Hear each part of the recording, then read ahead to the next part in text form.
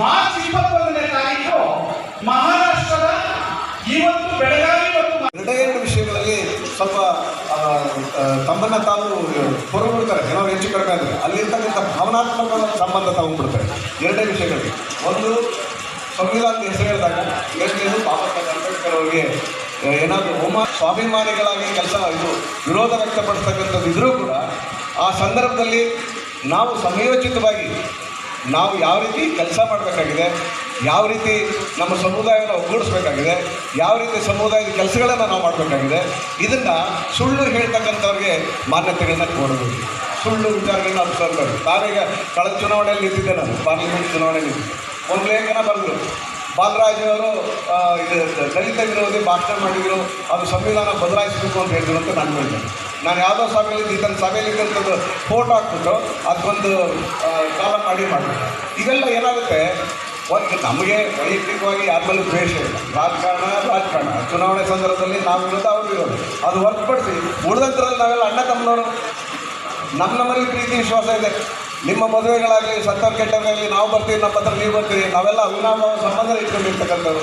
ಆ ಸಂಬಂಧದಲ್ಲಿ ತೊಡಗಿಲ್ದಂಗೆ ವಿರೋಧಗಳು ರಾಜಕಾರಣದಲ್ಲಿ ಮಾತ್ರ, ವೈಯಕ್ತಿಕವಾಗಿ ಅಲ್ಲ ಅನ್ನೋದನ್ನು ಅರ್ಥ ಮಾಡಿಕೊಂಡು ಸಮುದಾಯ ಒಗ್ಗಟ್ಟಿದ್ದು ಹೋಗಬೇಕು ಅನ್ನೋದು ಮನವಿಯನ್ನು ಈ ಸಂದರ್ಭದಲ್ಲಿ ಹೇಳ್ತಾ, ನನಗೂ ಕೂಡ ಇಂಥ ಒಂದು ಸಭೆಯಲ್ಲಿ ಅನಿರೀಕ್ಷಿತವಾದ ಅಧ್ಯಕ್ಷರಲ್ಲಿ ನಮಗೆ ಒದಗಿಕೊಂಡಿರ್ತಕ್ಕಂಥ ಸೌಭಾಗ್ಯ, ಅಂಥ ಸೌಭಾಗ್ಯವನ್ನು ಒದಗಿಸ್ಕೊಂಡಿರ್ತಕ್ಕಂಥ ಸೇವಾ ಸಮಿತಿಯ ಅಧ್ಯಕ್ಷರು ಮತ್ತು 33 ಜನ ಪದಾಧಿಕಾರಿಗಳು ಹಾಗೂ ಇಲ್ಲಿ ನೆರೆದಿರ್ತಕ್ಕಂಥ ಎಲ್ಲ ನನ್ನ ಬಂಧುಗಳಿಗೆ ಪ್ರೀತಿಪೂರ್ವಕ ಧನ್ಯವಾದ ಅರ್ಪಿಸಿ ನಾನು ಮಾತು ಮುಗಿಸ್ತೀನಿ. ನಮಸ್ಕಾರ. ಜೈ ಭೀಮ್.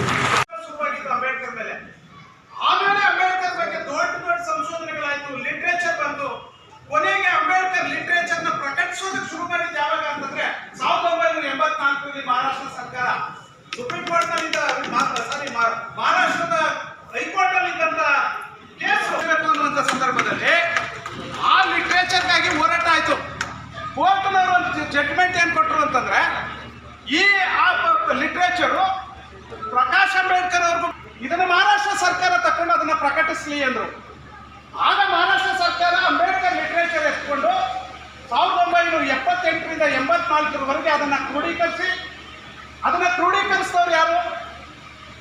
ಮಹಾರಾಷ್ಟ್ರದ ಒಬ್ಬ AAS ಆಫೀಸರ್ ವಸಂತ್ ಮೂನ್ ಅಂತ, ಅವರ ಅಧ್ಯಕ್ಷತೆಯಲ್ಲಿ ಒಂದು ಕಮಿಟಿ ಮಾಡಿ ಆ ವಸಂತ್ ಮೂನ್ ಅವರು ಅಂಬೇಡ್ಕರ್ ಲಿಟರೇಚರ್ನೆಲ್ಲ ಸಂಸ್ಕರಿಸಿ 22 ಸಂಪುಟಗಳನ್ನು ಮಾಡಿದ್ರು. ಆ ಸಂಪುಟಗಳು ಅಲ್ಲಿವರೆಗೆ ನಮಗೆ ಅಂಬೇಡ್ಕರ್ ಹೇಗೆ ಗೊತ್ತಿದ್ರು ಅಂತಂದ್ರೆ, ಗಾಂಧಿಸಮೇ ಅಂಬೇಡ್ಕರ್ ವಾದ, ಕಮ್ಯುನಿಸಮೇ ಅಂಬೇಡ್ಕರ್ ವಾದ, ಸಂಘಟನೆ